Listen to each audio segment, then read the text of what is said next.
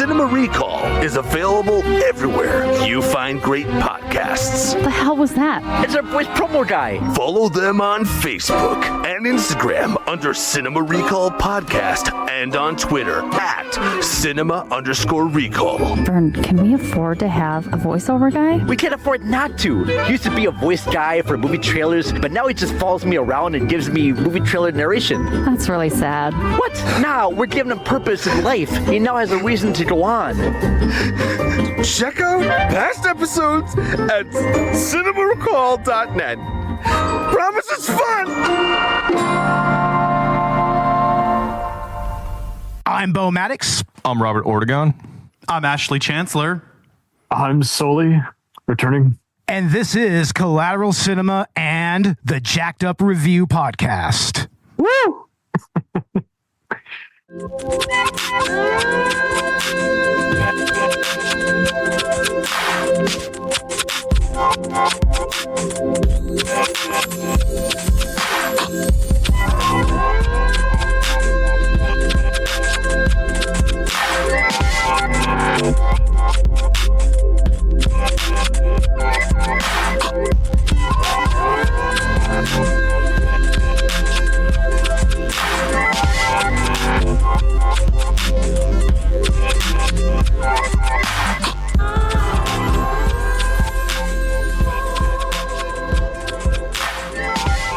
Welcome to Collateral Cinema, the only movie podcast that matters, where we focus on good movies, bad movies, and everything else in between in the world of cinema.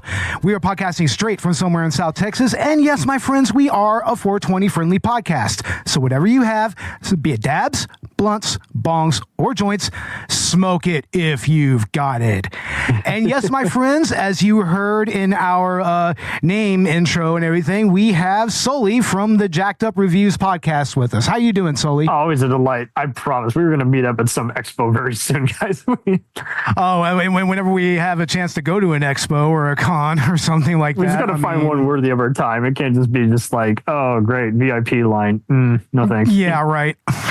Yeah, man, and you've guested on Collateral Gaming twice, actually. So it's a pleasure to have you here on the sister show talking about the world of cinema, or in this case, television, so to speak. And more anytime. Yeah.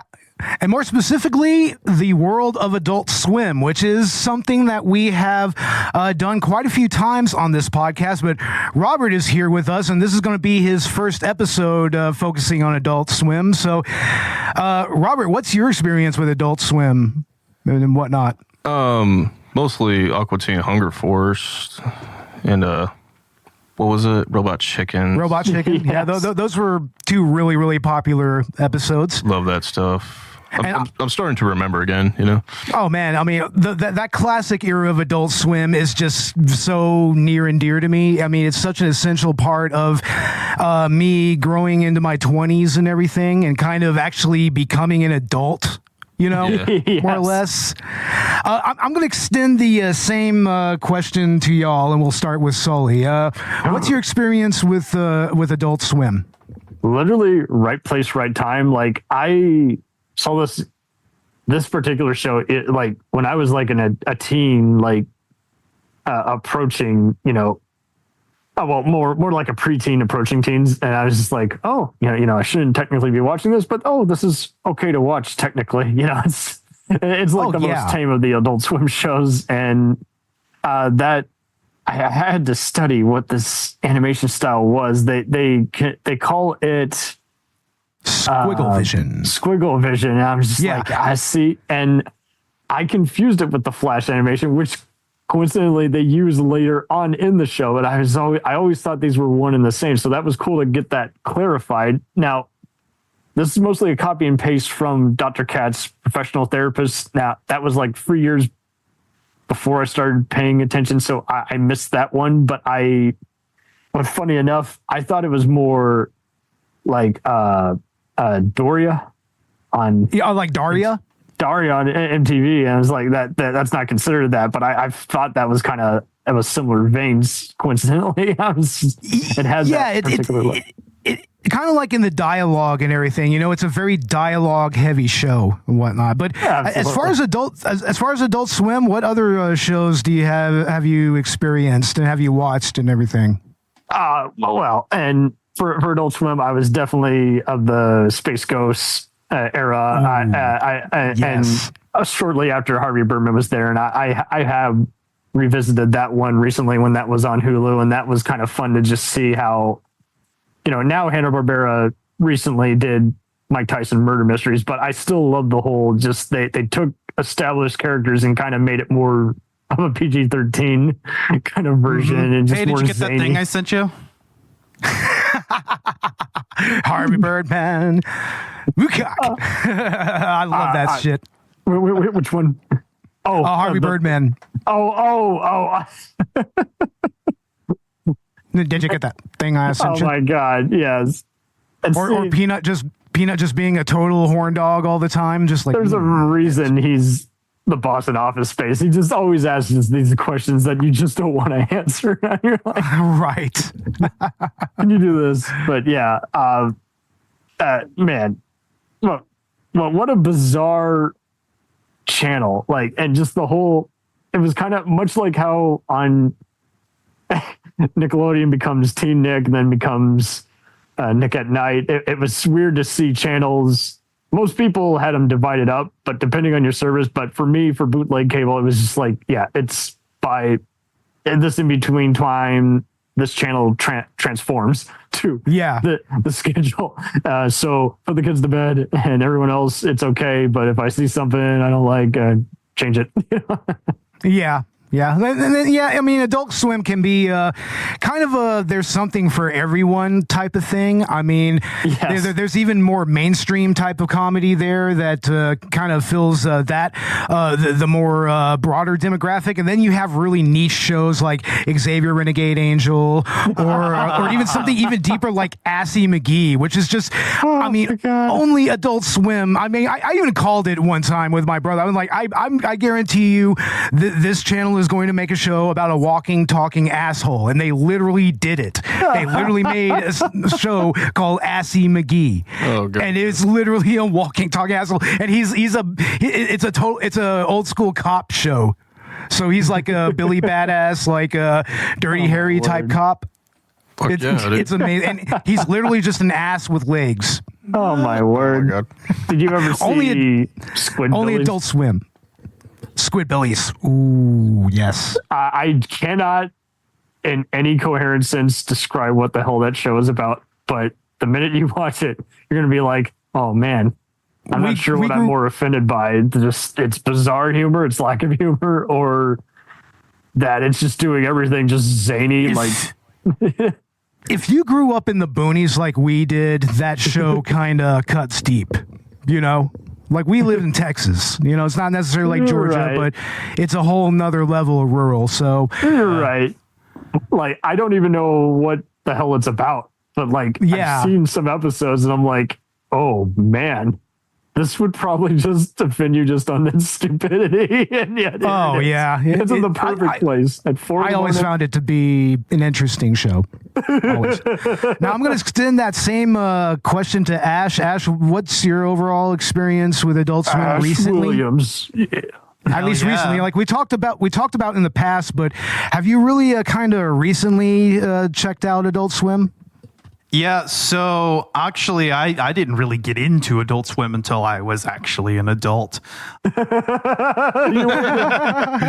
waited. I'd catch a show here or there, but, I didn't really until we started the podcast, and Bo and I started watching. And one of the ones that we started watching together early on was home movies. And honestly, I actually was really drawn to home movies. In particular, it's one of the ones that I enjoyed. I think a little bit more, but some of the ones mentioned earlier, like Harvey Birdman, Space Ghost, Sea Lab 2021. I mean, we watched a lot of stuff together. I pretty much showed him the classic golden era of Adult Swim. Back when Crawford and Laszlo were running things, and Yeah, that's some really, really cool stuff, and it has like its own little interesting little stories and its own, especially if you want to get into how the infomercials came to be, which is a little bit of a little bit of a rabbit hole in its own right, how that actually came to be. But yeah, we'll go ahead and get into talking about Home Movie Season 1 itself. And like y'all said, this is a show that I was drawn to early on, and I have really, really great memories about, because I mean, I remember when Adult Swim was only a weekend thing, and they would have Toonami on Saturday nights, and then they would have Adult Swim's comedy block on Sunday, and usually Home Movies was at least like maybe right after all like the 15-minute Adult Swim shows, like your Brack shows, Harvey Birdman, Space Ghost, Aqua Teen, et cetera, et cetera. Aqua Teen, of course. Yeah. They would show longer, more like 20 to 30-minute episodes of shows like Home Movies or Mission Hill or Baby Blues or whatnot. And initially they would get Family Guy and everything, but yes. This show was initially going to be on UPN back in the day. Bouchard and Small, they initially had took the pilot to UPN. I think they were originally going to sign with them, but for one reason or another, that didn't end up happening, which incidentally, I think is how the Boondocks came to Adult Swim as well. So there's a little parallel there. Yeah, nice. Adult Swim picked them up for this first season, and like you said earlier, this has that pedigree with Dr. Katz, psychologist and whatnot. Mainly, like you have H. John Benjamin, who played Dr. Katz's son in the original show. He plays Coach McGurk. I love H. John Benjamin. Yes. You have Jonathan Katz himself coming into the fray as Melissa's dad, and he was, of course, Dr. Katz in the original cartoon, in the original Comedy Central show. They were doing their cinematic verse before that was a thing. Yeah, exactly. And I'm pretty sure Melissa Bardin Galsky, who is of course Melissa in this show, I think that she also had an early role in Dr. Katz as well. So that's kind of how she started as a voice actress. Yeah, most of the cast, their characters are named after their voice actors. Yeah, yep. Like for instance, Mr. Lynch, he's named after his voice actor Ron Lynch, who he did a couple of Adult Swim shows. He has had a couple brief cameos in Tim and Eric Awesome Show, and he was also on the Jefferson City Council in Tom Goes to the Mayor. So this is a show that really kind of spawned a lot of interesting careers when it come or helped solidify some existing careers that would eventually kind of branch out onto Adult Swim, and also had Paula Poundstone as well as Paula. Yeah, I saw that. Just in the first 5 episodes, though, right? They replaced her when it was picked up by Adult Swim. Cartoon Network, and there's a reason for that, though. Yeah, but even she was named after characters. Robert, it's kind of like Workaholics, right? It's a little like Workaholics, honestly. That's exactly what I thought. I was gonna say, dude, it reminded me of the Goldbergs, when he was making his family films too. Yeah, it kind of has that little parallel there, right? Totally. The closest I can think is how every other procedural on network and TV was doing the documentary kind of look. And that was before we started doing the mockumentaries, but that was the closest because however they had all that lit focus and everything, they made it look like an actual camcorder. It wasn't, but and I loved how this was here in cartoon form. That was like the closest I thought to, because I mean, South Park had kind of the flash animation style, but like this didn't do that until that it got picked up later. So I was just like, man, what bizarre but cool experimentation we were doing. At the end of the millennium. Yeah. I mean, especially when it came to like character designs and how those evolved over time and everything. TV Tropes was a big help on the trivia here. Like, there's apparently a drinking game as a hidden bonus feature on the first season DVD set. Yes, I have that DVD set right here, and there is a drinking game that you can find. Yeah. Yeah, that was back when DVD Easter eggs were a thing. I'm sad those are gone. All right. Did you know there's a unofficial finale to this on on the show Clarence? Oh, there is. Oh yeah, I think I heard that. It's by the Adventure Time guys, and apparently Brendon shows up as a video store. Oh yeah. Like, see, I knew. I think I remember that. Archer did that by having the Bob's Burger guys come on over for one episode. Yeah, the Bob's Burger crossover episode. That was the same people. Yeah, that was really awesome. Yeah, I saw that one. St. Elsewhere X-Files style of just kind of bringing people onto another show, and it's a semi-official crossover. Studio. That's actually really cool. I didn't know that about Clarence, honestly. I mean, I'm trying, but the thing is I didn't really like Clarence all that much. Yeah, you know, I preferred Uncle Grandpa. I'm like Uncle Grandpa forever. I don't care if he's an Eldritch horror. He is the man, like all the way, 100%. But Ash, what do you think about? What do you think about the characters of home movies that we described? I mean, and what do you think of their voice actors and whatnot?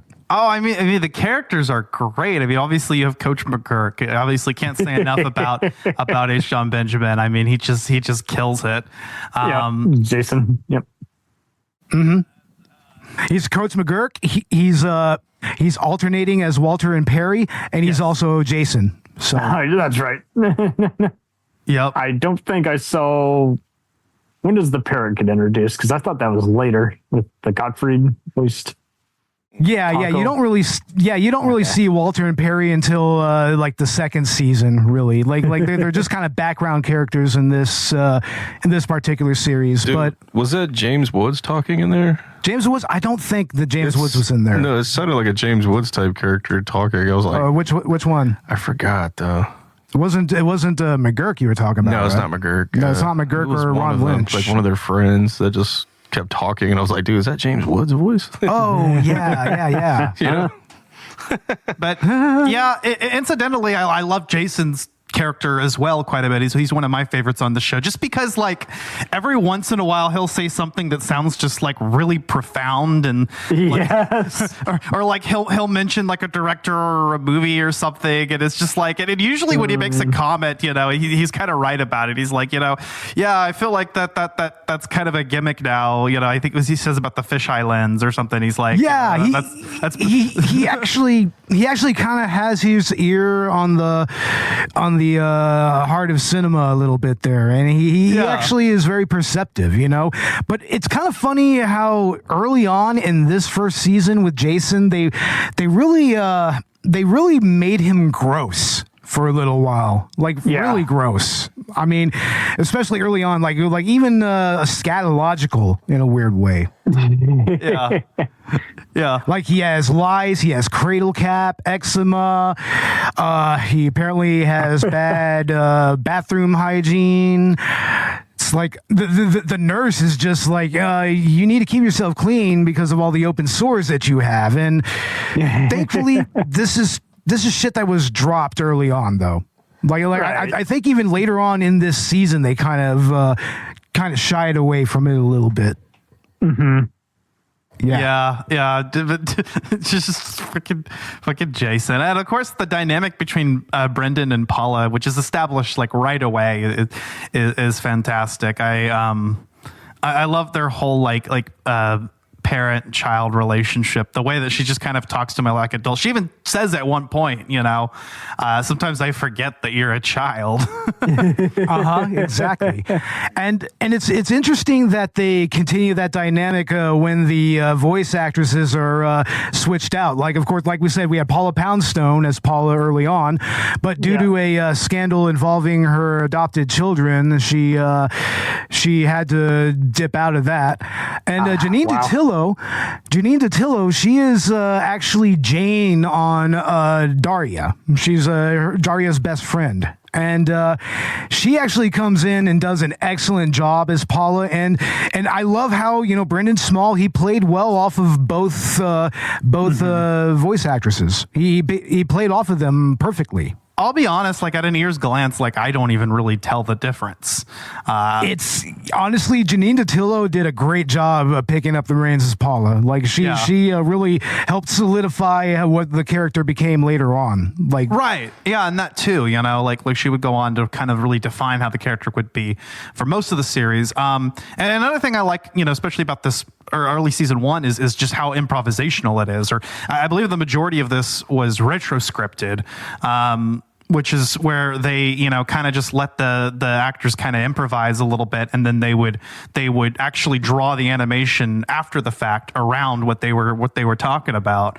With I believe episode 1 being entirely improvised. That's what it is. Just so much fun to just research. I was like, that's probably why it works, but I always thought it was just scripted that way. But apparently that wasn't well received at first, and then that's why UP ended up dropping it. Like people really didn't get it. Like home movies was kind of ahead of its time, and I mean, really to this day, it's in my opinion, it's very much a cult classic. You know, like we were talking about, it's the same way like Workaholics is, just that improv shit. That's the improv stuff. You know, and yeah, exactly. Improvisational quality of season 1, I think, kind of separates it from what we get later. You know, in addition to things like the Squigglevision and whatnot, you know, season 1 kind of almost has a different feel in some ways to the rest of the series, just slightly. Yeah, exactly. Yeah, totally. But I love that shit, man. Yeah, and I mean, just Brendon. Somehow his long looks like that's what I identify the most with this show. Is just like his dry reminiscing of, well, what do you mean by that? You know, he's always trying to make sense of his crazy world. Yeah, he is. He's the Eeyore of the show, and he happens to be the main character. You know. Yeah, but he's also a character that is so in need of staying in control of everything that, I mean, we all felt that way. Yeah. Yeah, he can't even really work on other people's scripts or movies, as is shown in the episode Director's Cut, which I kind of think is arguably the centerpiece of this season. And they're doing a rock opera of Franz Kafka. You know, he is Franz Kafka. That shit. And no, he is just not copacetic with it at all. He begrudgingly, or should I say, with a chagrin, he accepts this role as directing this, and he pretty much clashes with it right away, which is weird because it's kind of brilliant. I mean, for one, the music in this, I mean, done by Brendon Small, who would later on do Metalocalypse. Metalocalypse. Yeah, he did all the music in this series, and here early on we get some really, really interesting tracks, like "Living Like a Bug Is Insane" or the whole "He Is Franz Kafka" track and whatnot. But we also get Don't put marbles in your nose. Put them in there. Do not put them in there. Just kind of it's got that old school '90s metal stomp to it. Just like that palm mute distortion. Yeah. I mean, Robert, this is the dude that went on to create Metalocalypse, and he tours with Death Clock, and he did all the guitar in that series as well. Like Metalocalypse. Yeah, he's a legit fucking shredder, man. Like, I mean. Yeah. He uses like Gibson guitars and all that. I mean, Metalocalypse had official sponsorship by like Gibson and Pro Tools and I think crank amps and everything. Oh, them Dimebag Darrell. Oh, yeah, the Dimebag Darrell. Yeah. Oh, those Tube Screamer amps. Ooh, damn, those are fucking bad. Yeah, they are awesome, man. Those are awesome amps. But yeah, here you kind of hear the foundation of his more metal leanings, you know, especially with like "Don't Put Marbles in Your Nose" or to degrees some of what he did with the Franz Kafka stuff. Trying to think of some of the other songs from this particular season that were really notable. Man, wasn't there something so much the gym teacher was listening to? Oh yeah, that's right. Oh, what was it? Damn it. I don't remember all the songs for some reason. I think most of them are in Director's Cut. Most of the really good material. Wow. But, well, not to mention some of the background music that he does for for the movies, and then that's kind of the character Dwayne. That's his role. He pretty much makes a majority of the music for the Brendon Small movie productions. But Dwayne's so cool, like all the time about it too. Yeah, seriously, he's not a really in your face kind of character. He's a real bro. He's a bro. Total stoner bro, right? Yeah, and even, with all of Brendon's demands and his control freak nature, Dwayne's just kind of like, oh, okay. Yeah, he's like, okay. Yeah, he's totally cool. He actually gets some further development later on in the series. His standalone episode, Guitarmageddon, is amazing. It's classic. He even shows off a little bit of Brendon Small's actual guitar chops a little bit. Like, he really kind of leans into it in that episode. Don't kill children. That was the one. Yeah, don't kill children. Exactly. There it is. Lewis don't kill. Don't kill children. Don't run them over. Let them live a life and let them get older. Like a bug and easy. Yeah, I think that's in the last episode of the season, I believe. I think so. Like the music can be bought off a bonus soundtrack disc that came with the season 4 DVD, apparently. So it has. I used to have it, but I don't know what the fuck happened to it, which just kills me. That kills me so much because I love the soundtrack to this series so much. It's so much great music. Like you should hear the Sundown theme. It's a really chill piece of music. Very, very, very chill piece of music. I think that's the very definition of the whole show. It's pretty chill. Yeah. Everything about it is so chill and relaxing. Like it's also what makes it a good show to put on as background noise. Even even if you've seen the show a bunch of times, I mean, you can kind of just put it on and you can just chill. You don't. It really is. It's fun. Yeah, I mean, you don't really get any type of plot through lines or anything between episodes until like season 2, but here it's just improvised. Yeah. When it's improvised, it's kind of hard to have that. But anyway, let's get into the actual episodes. Excuse me. Damn it! I guess I need more water or something. Don't put marbles in his mouth. No, don't put marbles in my mouth. No. I'd much rather not.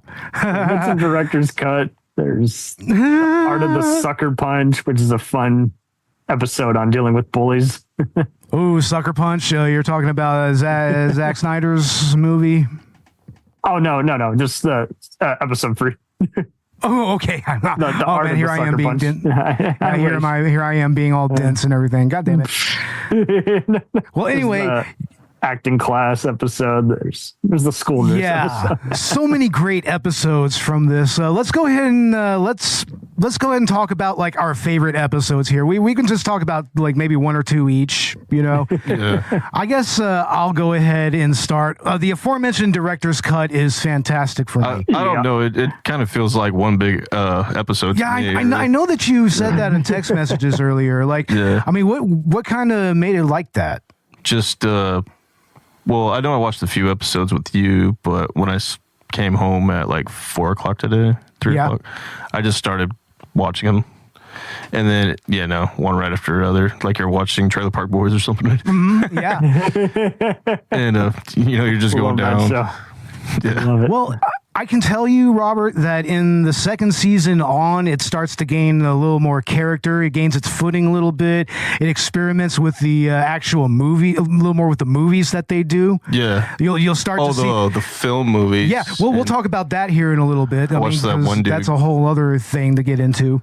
I watched that one dude go into like try to get a job, right? Yeah. And she asked him for his like headshots. Yeah, exactly. And he's like, what is that? Like I took my booster shots or something. Yeah, you're right. He tries to go to a talent agency and he's like completely unprepared for everything. Yeah. Completely unprepared. He's unprepared for the acting class. Yeah. Which is like, I mean, he's just disrupting that every 5 seconds.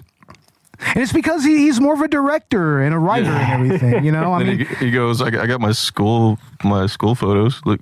Yeah, and they're not particularly good ones. Yeah, that's freaking hilarious. Yeah. Yeah, but I mean, director's cut is a great one, mainly just because of the Franz Kafka rock opera. Yeah, based on the metamorphosis. Yeah, it's like what is it like? No one. I don't want no one stepping on me. No sympathizing with fleas. That whole that's a jam, dude. I love that. That entire medley is great. It's like later on you get the Wizard's Baker. That's another rock opera that they do, which is like absolutely awesome. Like especially like I'm a wizard man, kind of evoking Clutch a little bit, you know. Oh man. Get ready for Monday Night Anime, featuring the not ready for bedtime players. Brendon. Don't take the jacket off. Kid, you're starting to sweat through it. You're just gonna look like Sweat Man. Oh my God. Jason. People hate me. And Coach McGurk. I got that tattooed on my chest. I'm an idiot. Don't live like me. And featuring musical guest. Hey, Yo-Yo Mob. I'm sorry. Play Freebird. It's the sleeper hit of the spring. Home Movies. Premieres April 26th on UPN. I can make it go down, suck it all the way back in. But yeah, that's one of my favorites. And Robert, I guess, was that one of your favorites? Or what other ones did you kind of take note of? Huh. Even just the first episode where he just kept talking about dating his mother. Oh yeah, that's a classic episode. Stay away from my mom.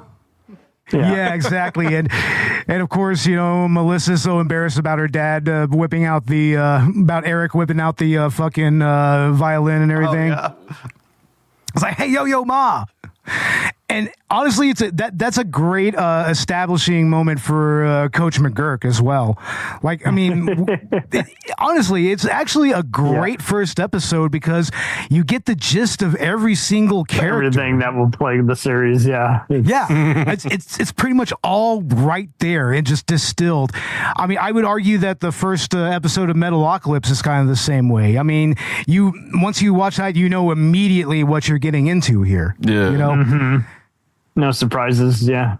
Yeah, but also just immediately showing how much of a sad sack Coach McGurk is, you know, like especially when it comes to women, like, and that is something that it plays out a little later on in the season with the whole nurse episode. Yeah. Oh yeah, and everybody's hitting on the nurse, including Jason. Yeah, including Lynch. Lynch is doing it. And this was before, what was it?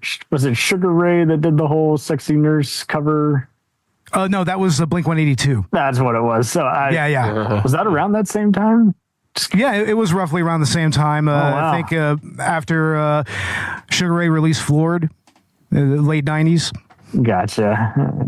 Yeah. And so it's wild how everyone was doing. It was kind of like the whole hot for teacher kind of thing. You know, it's just. Yeah, exactly. Everybody was just bringing that up, and you're like, Jesus. What crazy minds. Yeah, exactly. Yeah. Yeah, you're right. That was 1999. Holy shit. It was 1999. Yeah, late 90s. Enema of the State. So, jeez. Enema of the State. Oh my lord. Oh man. Yeah. And how about you, Sully? What episodes did you like? Which ones did you take note of? I'm kind of with you guys on some of the earlier picks. It just the Kafka thing was interesting because like you don't have to even know exactly, like everyone's familiar with like kind of a rock opera kind of from Saturday morning cartoons, and it was just interesting how. Yeah, it had like a lot of those like it had like a lot of those King Crimson yes type of things, you know, that they would do like with the synthesizers and whatnot. Mm-hmm. Yeah, you know, or like Styx. Yes, Mr. Roboto. Yeah. Exactly. It kind of has that vibe to it. It's like almost as ridiculous as Mr. Roboto and everything. Yes. It is actually just as absurd as that. Totally. Yeah. And like you guys say, like each episode kind of fades into the other just really easily. It's not impossible to get into. It really is like everything that you think is going to be, you know? Well, that is pretty much what Robert said. And maintains continuity. Yeah. It does. Yeah. There's continuity to it. Even going down to like Coach McGurk's tattoos that you see in episode 1. Right. Oh yeah, you see those again later on. Yeah, they're always there. I got this cow tattoo when I was 18 years old. Right? Yeah, don't be like me, Brendon. Don't be like me. I have tattoos of food products all over my body. Don't be like me. Don't be like me, Brendon. Don't do it. Don't do it, man. Oh yeah, no, but like, yeah, Coach McGurk always has like the most awful advice. Like, oh no, he gets even worse later on in the series. You know, especially when it comes to giving Brendon dating advice. It's like, that's pretty terrible. You know, like in the episode Yoko. Which is why it came out at the right time. Exactly.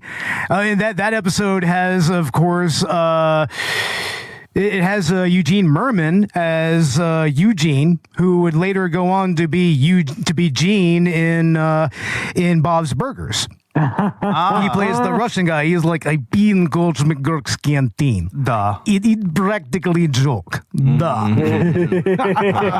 He just like, I do it to impress Lonnie. And just the whole like elementary school romance subplot that's also going on. Like, way too young to be doing that, but hey, you know.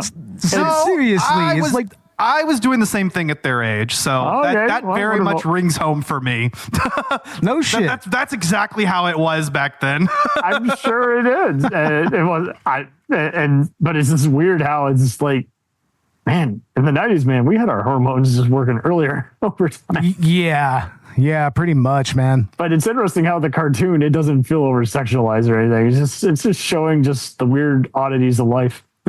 Yeah, and it was just like, you know, we were together a long time, 4 days, you know. Kids will be kids, man. You know, when did she break up with her boyfriend? 2 days ago. How long was she with him? 4 days. Yeah, it's like, young love, right?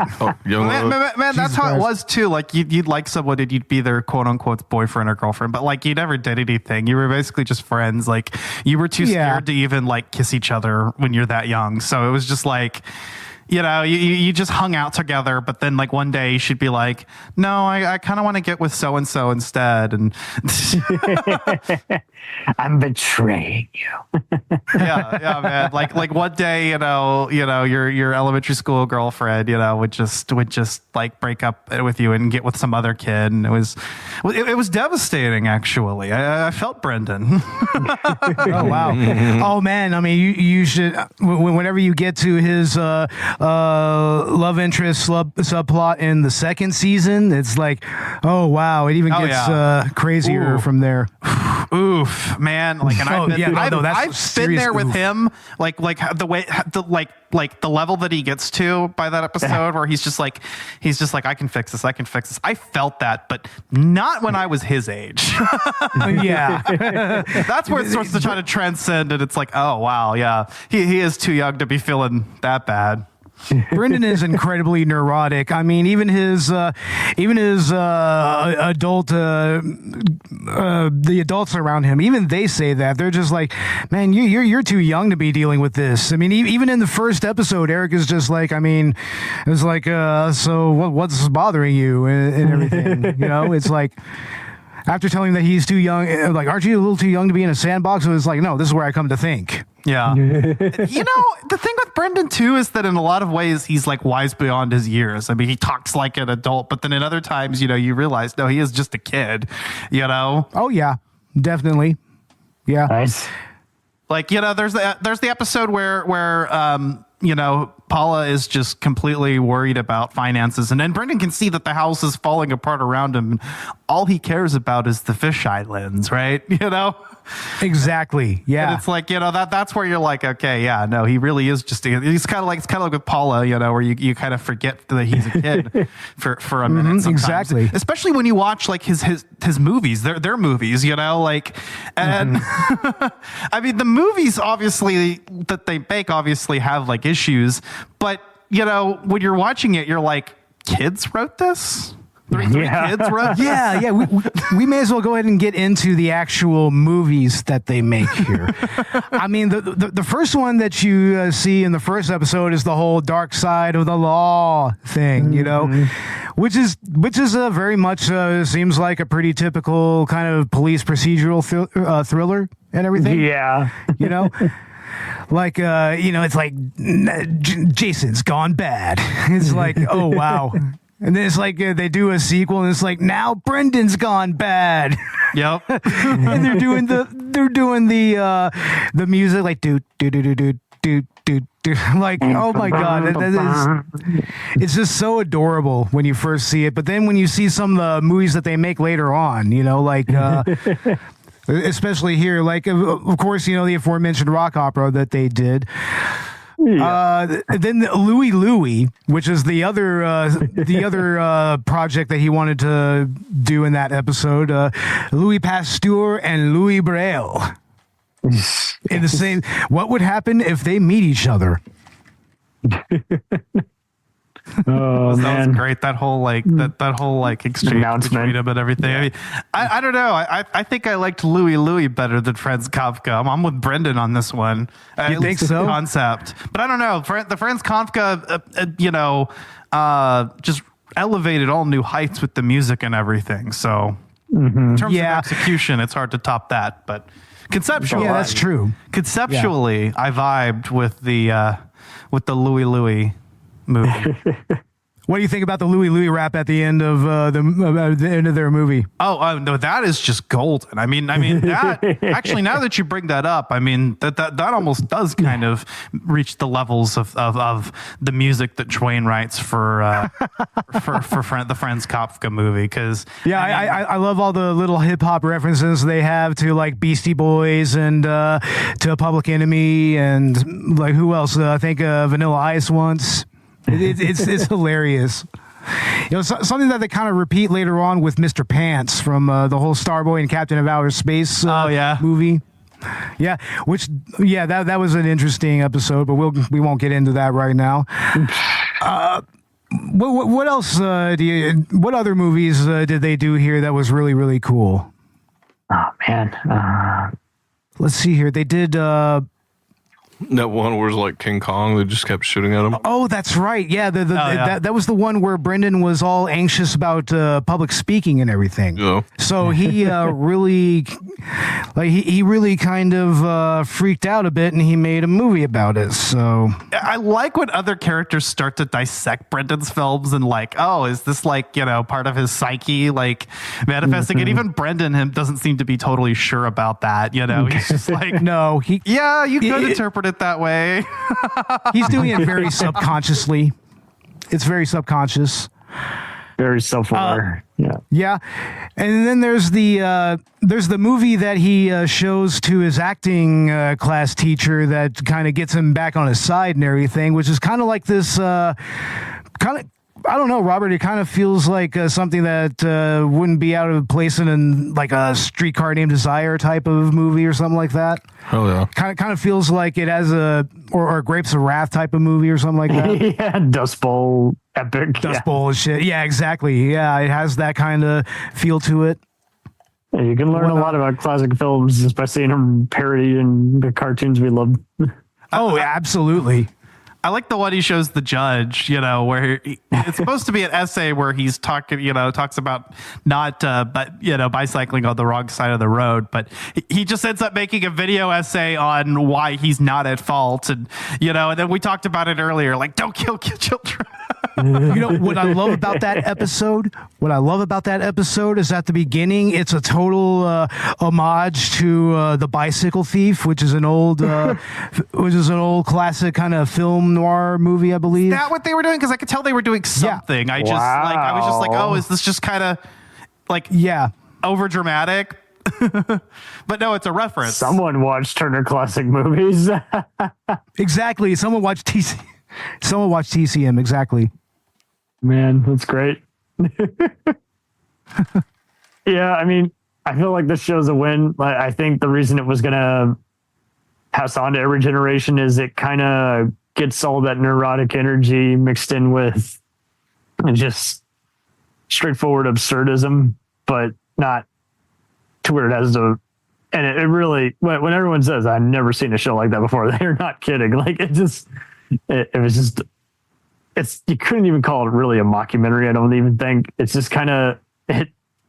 But it had that same kind of nature of we feel like we're seeing something in the moment, but it's in animated form. It's a real it's kind of a slice of life show in a way. Right. If this was live action, it would just be great acting with a Tarantino kind of budget and go. But we that's not the format, Yeah. And that's okay. It's just, but I feel like you guys say, it's not just the cartoon style that is the star. You really do just get the zaniest characters. And looking at the trivia last night when prepping, I was just like, well, that makes sense. That was improvised, but I had no idea. Like I thought they risked it with, just live action stuff. When you think about it, when you hear that and you think back to some of the conversations, it does make a lot of sense. Like the dialogue, especially in Brendon's films, like that's where it just kind of really goes off the rails. And it's like, it really does. Yeah. Yeah. He still kind of feels very much like kids are making these movies, but also it still has enough sophistication that you can be impressed by it. If there were some kids that were doing this, it's like, you'd be impressed by what they came up with. And that's actually something I wanted to ask Robert. I mean, him being a actual filmmaker. No. Right? Yes, you are. No, I'm not. Yes, you are, my friend. Why deny it? Why deny it? Yes, you are. That's the person in the other room. I mean, who directed the 2024 short film Texas Sundown then? I did that. Yeah. Yeah, you did that. I forgot I did that. I stopped drinking a long time ago. Stupid. Or the horror film Killing Night. Killing Night.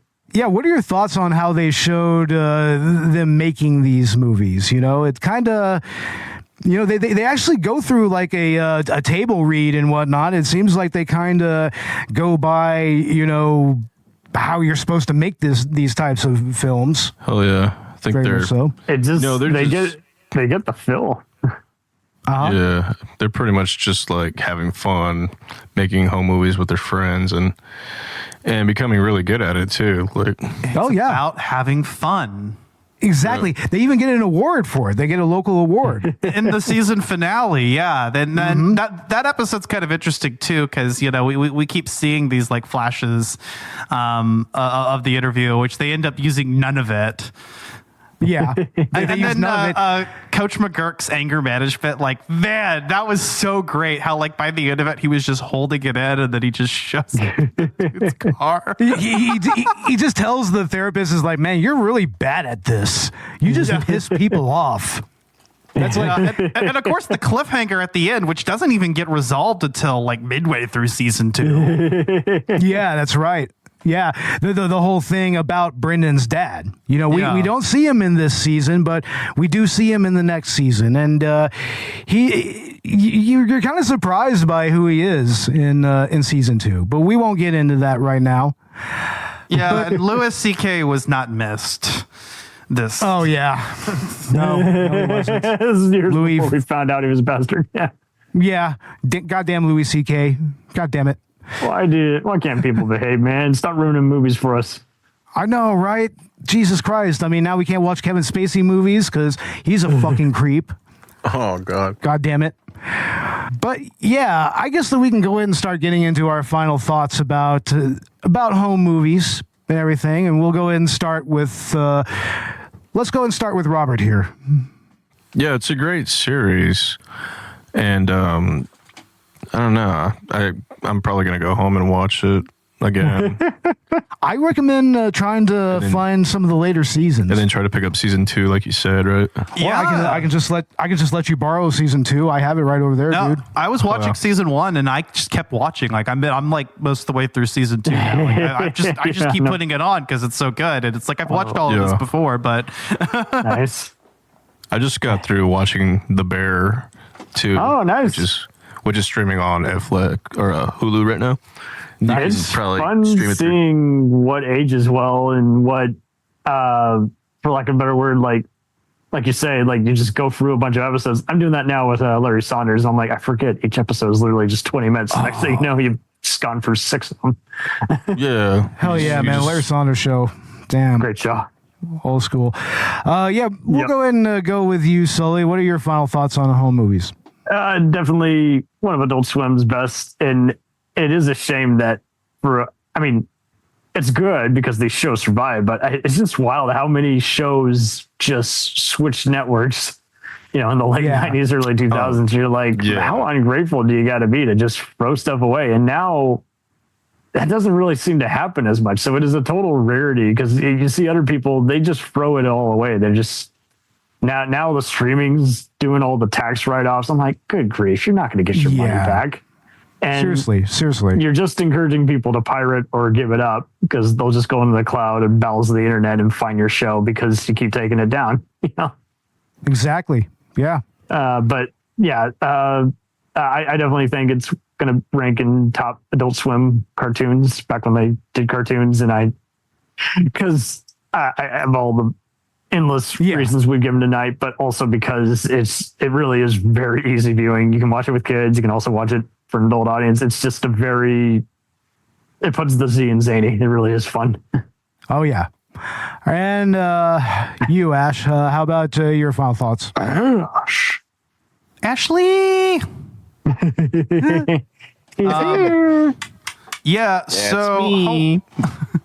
Sorry, that's me.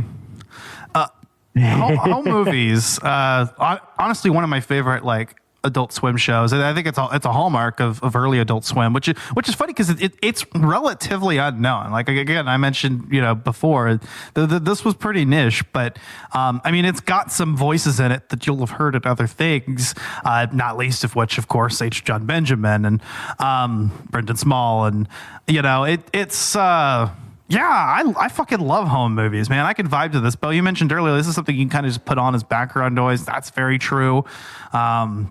And it's something that, even though, I've watched all of this before, I continued to keep watching, episode after episode. And honestly, what's actually been pretty good is this has been pretty good for, my workout routines. Because... Oh, yeah. I could do, a set, in between each episode or, in between each episode and, at the mid-roll. Yeah. Mm-hmm. Although it feels like at some point they stopped doing mid-rolls, so that started becoming more difficult. But these episodes are so short that it's actually been kind of nice. I've been able to kind of put these on, and I was also watching Star Trek, the original series on Pluto TV, and they've got little ad breaks. So that was working out for my workout routine. That and home movies, worked because there's this short little, you watch anything else, you're watching for a whole hour, and that's way too long to wait in between sets. So it's right. But home movies is great, man. It's something you can put on for in a variety of situations and have a good time. I think that initially, if it wasn't received as well, it's just because people didn't really understand this brand of humor yet. It needed to kind of be propagated a little bit more, and somewhere like Adult Swim, it was kind of a perfect home for this. And in a lot of ways, I would say that this was influential to the style that we would see in these kinds of shows, Mm-hmm. Oh, yeah. And that kind of goes into my final thoughts is how this show right here is quite possibly one of the most consequential shows in all of Adult Swim. Seriously. It's, so many careers were really just kind of exploded forth out of this, This is an important work in Adult Swim's lexicon. It kind of influenced pretty much a lot of Adult Swim, like Ash said, and it led to a bunch of other shows that are now all-time classics, like Bob's Burgers, Metalocalypse, even something like Lucy, Daughter of the Devil. This is a really near and dear and important show to me, and I'm happy to talk about it with you guys, man, because it feels like I'm talking about a part of myself here a little bit. Nice. So yeah. But that is home movies. Sully, what's going on with the Jacked Up Reviews podcast? No shortage. Just some deep cuts. We're doing some fun stuff throughout the year for the various anthology shows, as well as, a good colleague of ours, Ash, was just on there, and we summed up our favorite moments of the Speed movie franchise, but we also went in, have done some other just deep cuts, some various B-movie sagas and music bands. So that's it. It's the usual variety show outpour with a bit of a theme every week. So, yeah. Awesome. And Ash, what's going on with Collateral Gaming? Well, quite a bit late on this, but I still wanted to release an episode on the Paper Mario remake because I'm really enjoying the hell out of it. Thousand Year Door is one of my all-time favorites. I used to play on the as a child on the GameCube, so revisiting that has been great. I'd like to get an episode out on that. We did recently release our episode on the Great Ace Attorney Chronicles Part 1, where we're covering the first game, and then in Part 2 very soon here, as soon as Bo finishes the game, we should have out Great Ace Attorney Part 2 on the second game. So the Great Ace Attorney Chronicles are just like peak Ace Attorney. They've been a lot of fun to replay for me, and I know Bo's been enjoying getting through those now. Oh, I love them, dude. I love Ace Attorney so much, and Great Ace Attorney was amazing. And this second game is already turning out to be very interesting. After that, we should be getting out our episode on 007 Nightfire, and then finishing up the season with Doom. What a fun callback there. Nice. Hey. I've never played it, so. Nice, dude. Hell yeah. You'll enjoy it. It's a very fun.